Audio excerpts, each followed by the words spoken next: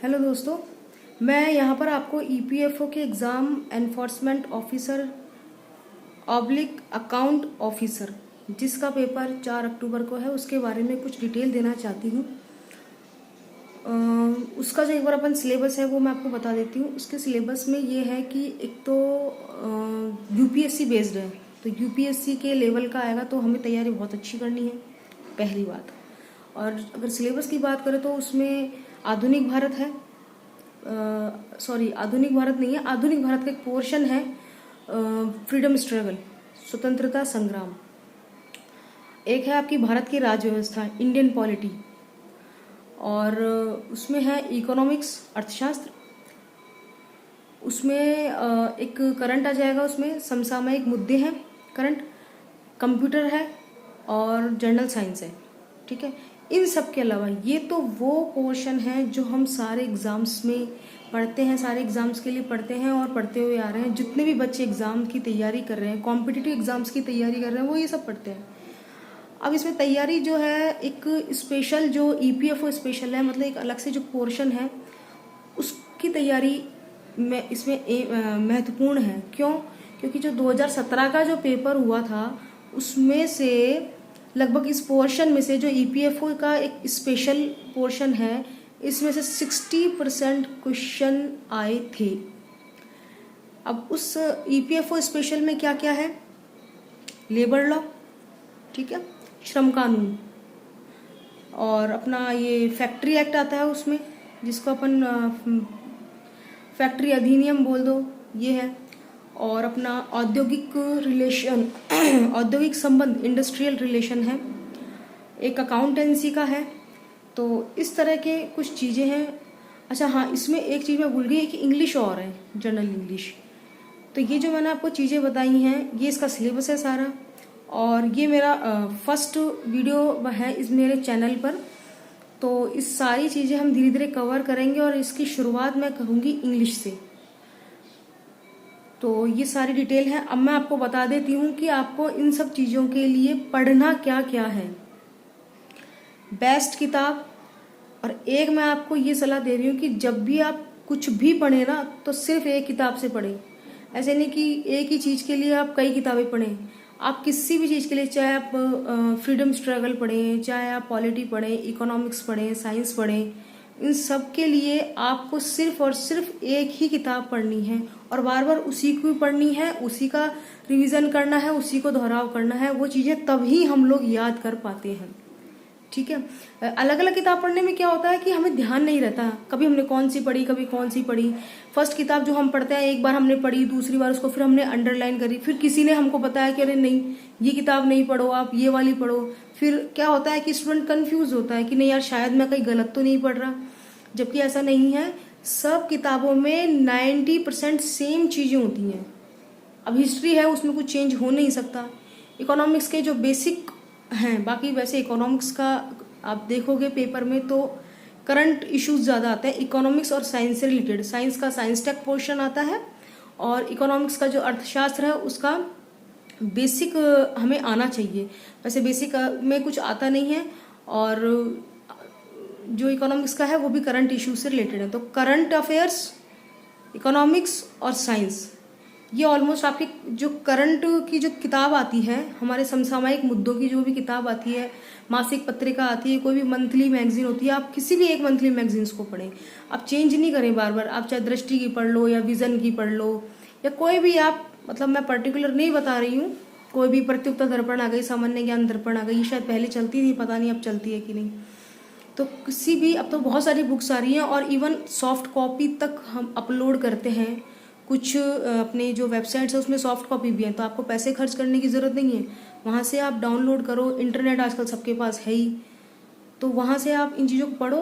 और एक ही अपना ये विज़न रखो कि भाई हमें जो है विज़न की दृष्टि है, दृष्टि की देखनी है, या किसी भी कोई भी एक मासिक पत्रिका।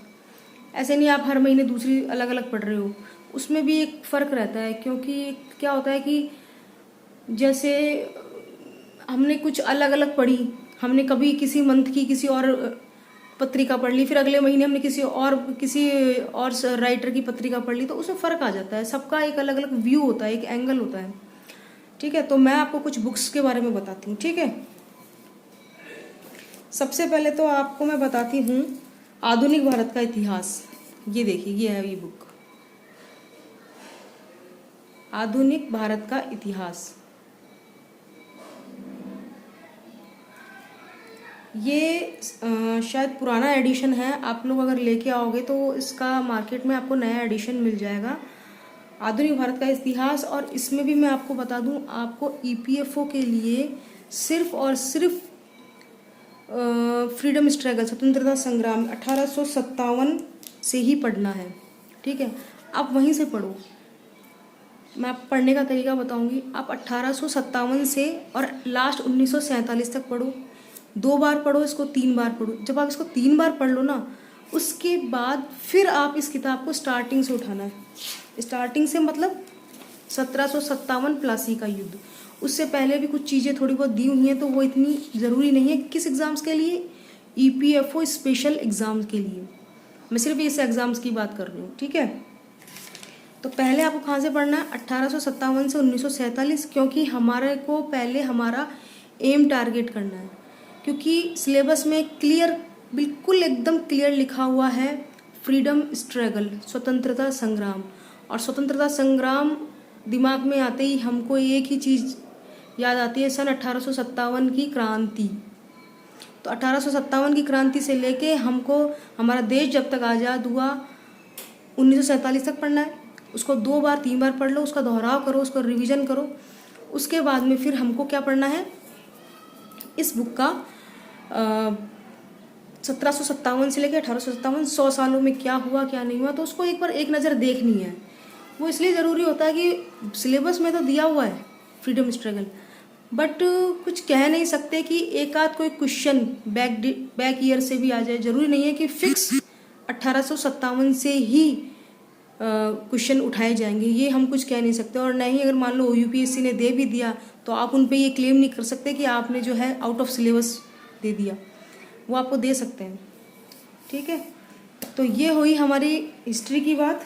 हिस्ट्री में है आधुनिक भारत का इतिहास की बुक है स्पेक्ट्रम की, और इसका जो मैंने आपको बताया दिया 1857 से लेकर 1947 तक आपको पढ़ना है। वैसे तो लोग बहुत सारी बुक्स पढ़ते हैं, मैं आपको बताऊं, एक विपिन चंद्रा की कोई किताब आती है, विपिन चंद्रा की, मैंने भी पढ़ी है, वो बहुत पहले पढ़ी थी मैंने। पर सबका अपना व्यू होता है एक अलग। मुझे नहीं लगता कि उस बुक को पढ़ने की कोई आवश्यकता है। जिसने आधुनिक भारत के लिए ये बुक पढ़ ली, मैं उसकी गारंटी लेती हूँ कि उसको कोई बुक पढ़ने की ज़रूरत ही नहीं है। दूसरी बुक पढ़ने की आपको ज़रूरत ही नहीं पड़ेगी। अगर फिर भी अगर आपको मन में संतुष्टि करनी है तो आप एक ओल्ड एनसीईआरटी की आती है, ओल्ड एनसीईआरटी आती है, और ओल्ड भी शायद अब नहीं मिले, पर एनसीईआरटी की 11th क्लास की आती है, उसको आप देख लो एक बार अपनी सिर्फ मन की संतुष्टि के लिए। बाकी मैं आपको बता रही हूँ, ये बुक जो है आधुनिक भारत का इतिहास, राजीव अहिर जी की, आईपीएस रहे हैं वो, उन्होंने, इनके राइटर हैं राजीव अहिर जी। बहुत शानदार बुक लिखी, बहुत अच्छी, मुझे तो बहुत अच्छी लगती है। मैं इस बुक को कई बार पढ़ चुकी हूँ। ठीक है, तो अब अपनी ये बात हो गई हिस्ट्री की। अब अपन आते हैं इंडियन पॉलिटी। तो इंडियन पॉलिटी का दिमाग में आते ही जितने भी बच्चे यहाँ यूपीएससी की या स्टेट पीसीएस की तैयारी कर रहे हैं, तो एक ही दिमाग में किताब आती है हमारे, लक्ष्मीकांत। क्योंकि वही है, ऊपर से लेके नीचे तक जो भी आपको पढ़ना हो लक्ष्मीकांत में से ही पढ़ना। उसके पीछे कारण है, ये किताब अपने आप में एक संविधान है, अपने आप में ये एक संविधान है। आपको कोई दूसरी बुक पढ़ने की ज़रूरत ही नहीं है। ये है वो बुक। और ये तो खैर काफ़ी पुराना एडिशन दिखा रही हूँ मैं आपको, अब तो बहुत इसका लेटेस्ट 6ठा या 7वां एडिशन भी आ गया, और ये काफ़ी पुराना है, ये तो 4था एडिशन है। तो काफ़ी चीज़ें ऐड भी करी हैं, कुछ चीज़ें जैसे जनहित याचिका वाला जो है इसमें, वो इसमें नहीं है टॉपिक, वो नई वाली में है। जो इससे नेक्स्ट जो एडिशन आया था 5th, उसमें है। ये काफ़ी पुरानी बुक है। तो पॉलिटिकल साइंस के लिए आपको सिर्फ ये पढ़नी है, क्या, ये भारत की राज व्यवस्था के लिए आपको पढ़नी है लक्ष्मीकांत की बुक। ठीक है, इसके अलावा आप कोई बुक मत देखना, कुछ भी बुक मत देखना। मैं मानती हूँ अगर जो लोग पहली बार पढ़ रहे हैं उनको बहुत प्रॉब्लम आएगी, इसलिए तसल्ली से, इत्मीनान से, आराम से, धीरे धीरे इसको पढ़ना। याद करने की कोशिश मत करना जो लोग पहली बार पढ़ रहे हैं। ये याद करने की किताब नहीं है, ये याद होगी आपको 3 या 4 बार पढ़ने के बाद में। ठीक है, तो अपना अगला टॉपिक है हिस्ट्री हो गई अपनी, इंडियन पॉलिटी हो गई। एक ईपीएफओ में लास्ट ईयर का आप 2017 का अगर आप पेपर देखोगे तो उसमें मैथ्स के क्वेश्चन आए, मैथ के करीब उसमें क्वेश्चन थे लगभग 15 क्वेश्चन, 120 क्वेश्चन थे टोटल, और उसमें 15 क्वेश्चन मैथ्स के थे, 5 क्वेश्चन कंप्यूटर के थे। तो ऐसे करके 20 क्वेश्चन, 15 क्वेश्चन मैथ और रीजनिंग के। अब बात आती है मैथ और रीजनिंग के लिए आप क्या पढ़ो। तो मैथ और रीजनिंग के लिए देखो, अगर आप बेसिक की बात करते हो, आपका बेसिक कमज़ोर है, तो आप उसके लिए एक अच्छी सी किताब है RS अग्रवाल, वो पढ़ लो, वो बेसिक से पढ़ा रहा है। बाकी आप मैथ में और इंग्लिश और रीजनिंग, इन तीनों के लिए मैं आपको एक ही किताब सजेस्ट करती हूँ। उठाना ही मत दूसरी किताब, देखना ही मत। अगर आप मेरी बात मानोगे तो आपको दूसरी किताब देखने की ज़रूरत नहीं है। इंग्लिश, मैथ और रीजनिंग, इन तीनों के लिए आपको एक ही किताब बता देती हूँ मैं, और वो मैं बताती हूँ आपको SSC के लास्ट ईयर के प्री और मेंस के पेपर, सबसे बेस्ट। पर बुक अच्छी होनी चाहिए। पब्लिकेशन आपको मैं बता देती हूँ कौन सा पब्लिकेशन है इसका। किरण आप ले आओ, किरण पब्लिकेशन अच्छा है, बट किरण में क्या है कि एक्सप्लेनेशन में मैथ के थोड़े से सॉल्यूशन ठीक नहीं लगे मुझे, तो आप किरण की ले लो, या फिर आप एक किताब आती है मैं आपको बताती हूँ। चलो मैं आपको इसके लिए एक किताब अलग से मैं खुद आपको बता दूंगी, अपना नेक्स्ट वीडियो बनेगा उसमें। बाकी आपकी इच्छा है, आप क्योंकि लास्ट ईयर के पेपर तो आप कहीं से भी लियो, बात सिर्फ सॉल्यूशन की है कि सॉल्यूशन कहाँ से मिले उसके अच्छे ना। तो आप ये अब आपको देखना है, आप मार्केट जाओ और वहाँ से प्रीवियस ईयर SSC के प्री और मेंस के पेपर, आप तो 1 साल का ही लिया होगा, उसमें बहुत सारे पेपर हैं, 2019 का भी लिया होगा या 2018 का भी लिया होगा, तो बहुत सारे पेपर मिल जाएंगे आपको ऐसा भी नहीं चाहिए पिछले 4-5 सालों के पेपर लाने की ज़रूरत है, क्योंकि अब तो लगभग SSC के पेपर ऐसे हो चुके हैं कि इसमें 50 लाख तो फॉर्म भराई में आते हैं, और 1 महीने तक उसका पेपर चलता है, प्री मेंस 1-1 महीने तक चलते हैं। क्या करें, फॉर्म भरने वाले इतने हैं, देश में बेरोजगारी इतनी है। तो ये हो गई हमारी बात मैथ, इंग्लिश और रीजनिंग की। कंप्यूटर के लिए आप कोई भी बेसिक बुक लाके पढ़ लो। कंप्यूटर में कोई क्वेश्चन डीप नहीं पूछा जा रहा, मैंने खुद ने 2017 का पेपर देखा है, बिल्कुल बेसिक क्वेश्चन है और सिर्फ 5 क्वेश्चन आए। तो ये आप ऐसे रख सकते हो कंप्यूटर को कि आप वीकेंड पे पढ़ लो, इसको डेली पढ़ने की ज़रूरत नहीं है, वीकेंड पे पढ़ लो इसको। तो अपना हो गया इंडियन पॉलिटी, हिस्ट्री और करंट इशू पे मैंने आपको शायद बता दिया, मैं दोबारा बता देती हूँ कि समसामयिक मुद्दों के लिए कोई भी मासिक पत्रिका, मंथली, कोई भी आपकी मंथली बुक किसी भी तरह की आप मत खरीदो, आप PDF को डाउनलोड कर लो किसी भी तरह की, जैसे PDF आपका विज़न का हो गया, दृष्टि का हो गया, हिंदी में भी है, इंग्लिश में भी है, सब कुछ। GK टूडे आप गूगल पे डालो, GK टूडे रोज़ के 10 क्वेश्चन देता है वो, रोज़ के, आप उसको देखो। ठीक है, ये हो गया। साइंस टेक, ये आपकी करंट से होगा। जनरल साइंस के लिए आप 9th और 10th की बुक पढ़ लो, सफिशिएंट है। 8th 9th 10th की 8th 9th 10th की बुक पढ़ लीजिए NCERT की जनरल साइंस के लिए, पर मुझे लगता नहीं है कि उसको इतना वर्थफुल है। कारण जनरल साइंस के बजाय साइंस टेक के क्वेश्चन पूछे जाते हैं आजकल सब कॉम्पिटिशन्स में। जनरल साइंस का इतना रोल रहा नहीं। जनरल साइंस एक सिर्फ नॉर्मल ये हो गई है कि आपको थोड़े बहुत जो कीवर्ड होते हैं, जैसे हिंदी में अपन बोलते हैं कि वाष्पीकरण, ठीक है, उत्सर्जन, जैसे बिल्कुल ही नए बच्चे आते हैं उनको समझ में नहीं आता तो वो आ जाए। ठीक है, कुछ चीज़ें ऐसी होती हैं कि साइंस टैग को पढ़ने के लिए या एक बिल्कुल अपर लेवल की साइंस को पढ़ने के लिए हमको 1-2 कीवर्ड भी आने चाहिए, इसलिए जनरल साइंस है। बाकी मैं तो ये कहूँगी कि आप साइंस टैग के लिए है ना अपना करंट को ही पढ़ो। और इकोनॉमिक्स में मैं आपको बता देती हूँ, इकोनॉमिक्स के लिए बेसिक इकोनॉमिक्स आप जरूर पढ़ना। जब तक आपको राष्ट्रीय आय, हमारी जीडीपी, हमारी जो अपना कैपिटल है, हमारे खर्चे हैं, कई तरह के खर्चे होते हैं, कई तरह की हमारी इनकम होती है, हमारी कई इनकम हम सरकार को टैक्स से होती है, कई इनकम सरकार को विदेशों से होती है। कुछ छोटे छोटे देश हैं, नेपाल हो गया, भूटान हो गया, उनको भारत सरकार ने उधार दे रखे हैं, उनसे हम कोई उधार की प्राप्ति होती है। तो ये सारी चीज़ें आपको करंट में नहीं मिलेंगी। करंट में आपको इकोनॉमिक्स में क्या सुधार किए, हमारी आर्थिक अर्थव्यवस्था में, भारतीय अर्थव्यवस्था में क्या सुधार हुए हैं वो मिलेंगे। तो उनको पढ़ने से पहले एक बार के लिए आपको बेसिक इकोनॉमिक्स पढ़ना पड़ेगा, और वो आप कहीं से भी पढ़ सकते हो। बेसिक इकोनॉमिक्स का मैं आपको बता देती हूँ कि आपको कहाँ से पढ़नी है। आपको बेसिक इकोनॉमिक्स के लिए वैसे तो देखो, यूपीएससी की अगर बात करें तो सब रमेश सिंह पढ़ते हैं, और रमेश सिंह ऐसी बुक है कि बच्चा देख के घबरा जाता है। बहुत मोटी बुक है, बहुत मोटी बुक है वो। मुझे नहीं लगता उस बुक को इतना पढ़ने की ज़रूरत है। और ईपीएफओ की अगर मैं बात करूँ तो आप ईपीएफओ के लिए तो आप कोई भी इकोनॉमिक्स की बुक खरीद लो। और मैं तो कहती हूँ बुक भी मत खरीदो, क्यों पैसे खर्च करते हैं, पैसे मत खर्च करो।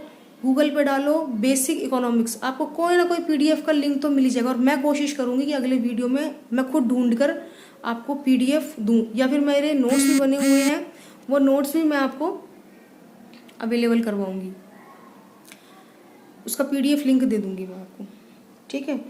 इकोनॉमिक्स में एक चीज़ आप याद रखना हमेशा, जब भी इकोनॉमिक्स पढ़ने बैठते हो ना आप, तो लास्ट ईयर का आर्थिक सर्वेक्षण, इकोनॉमिक सर्वे, और आने वाले नेक्स्ट ईयर का, ठीक है, नेक्स्ट ईयर का अपन को, जैसे अभी क्या चल रहा है अपना, अभी अपना चल रहा है मई, ठीक है, मई 2020।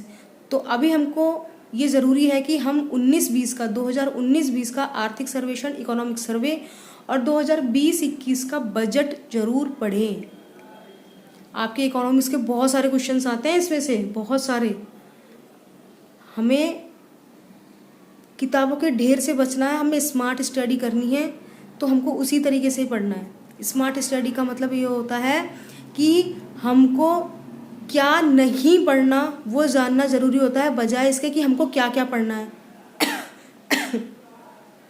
अब हम किताबों का ढेर लगा दें तो उससे तो हमारी पढ़ाई होने से रही, ठीक है। तो मैंने क्या बोला, आपको 2019-20 का इकोनॉमिक सर्वे और 20-21 का बजट जरूर से जरूर पढ़ना है।